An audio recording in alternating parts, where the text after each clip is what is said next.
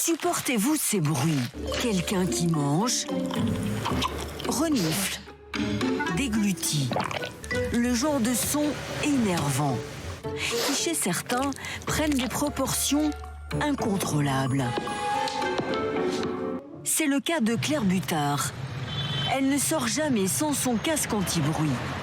Ce ne sont pas les klaxons ou la circulation qui la dérangent, mais des sons en apparence imperceptibles qui sont devenus obsessionnels.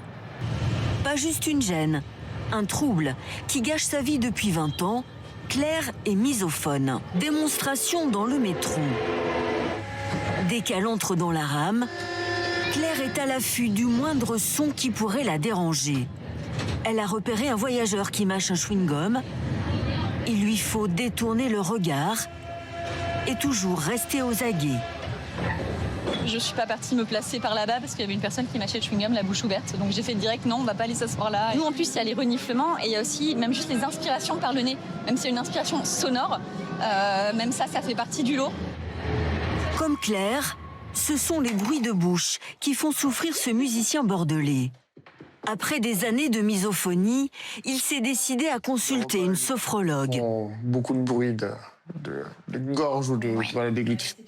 Un ami avec qui il a l'habitude de déjeuner fait du bruit en mangeant. Je sais que je vais manger avec cette personne, ça me stresse en avance en fait. Ça m'énerve en avance. Entre 0 et 10, 10 étant la note la plus élevée, l'énervement. Allez, je vais pas lui mettre la totalité, mais allez, on va dire 9,5 quoi. Ouais, 9,5. Avant d'en arriver là, la thérapeute, elle-même ancienne misophone, lui propose des exercices de respiration. Vous soufflez par la bouche jusqu'à ce qu'il n'y ait plus d'air dans les poumons. Apprendre à se détendre, mais aussi revivre la situation sous hypnose.